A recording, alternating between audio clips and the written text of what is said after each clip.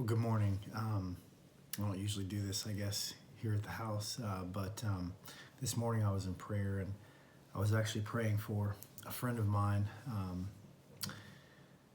and friends of mine that have been going through some difficult issues. And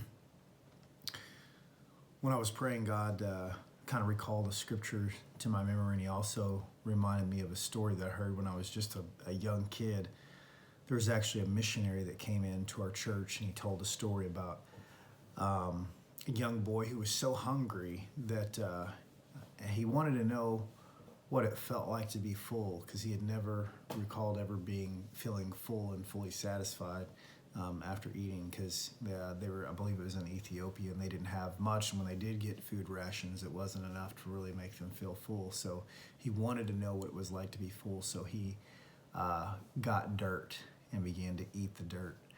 And it was terrible. Of course, he got extremely sick. And what that story reminded me is this verse that God called to my remembrance this morning. And it's in Isaiah 55. And it says, "Come all who are thirsty, come and buy waters.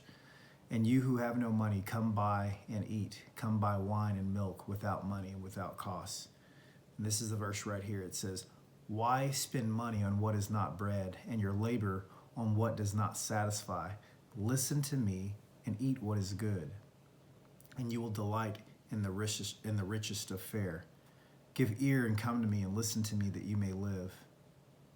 And I will make an everlasting covenant with you, my faithful love promised to David." And so now I'm going to skip on down to verse 6. It says, "Seek the Lord while he may be found. Call upon him while he is near. Let the wicked forsake his way, and the unrighteous their thoughts. Let them turn to the Lord, and he will have mercy on them, and our God, and he will freely pardon. For my thoughts are not your thoughts, neither are my ways your ways.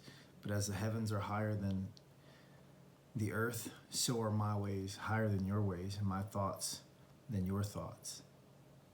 And when I was thinking and pondering on that, so many times in life, people fill themselves with things that just don't satisfy. A lot of times we seek it in relationships, when people are facing loneliness or depression or anxiety. Many times they'll seek it in relationships. Sometimes they'll seek it in alcohol or drugs, both illegal and legal prescription drugs. And really, we weren't designed to fill those voids with those things. Really, God is the only thing that really brings real satisfaction. But instead, people are spending their money on things that don't satisfy. They're spending their time on things that don't fill.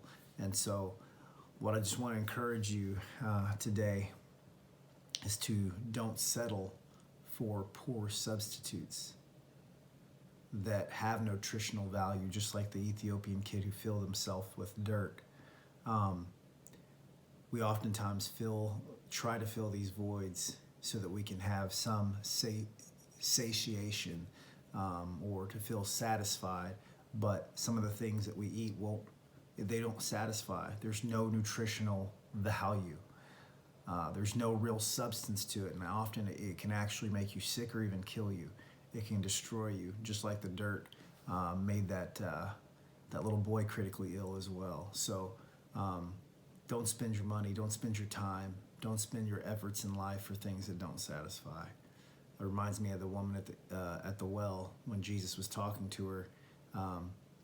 He asked her for a drink, and then she asked, how is it that you ask me for a drink? He said, "Woman, if you knew who was asking you, you would ask him for a drink, and he'd give you water that you would never thirst again."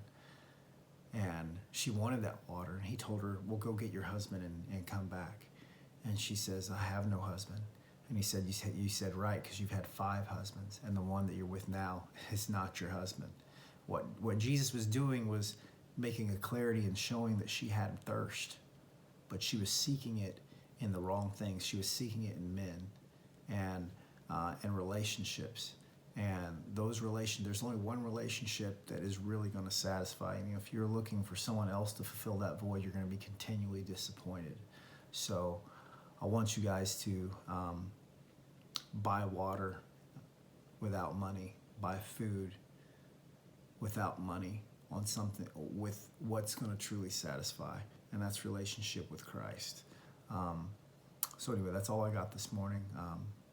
Wish you all well. Seek God while he may be found. That's also in Isaiah 55. Anyway, God bless.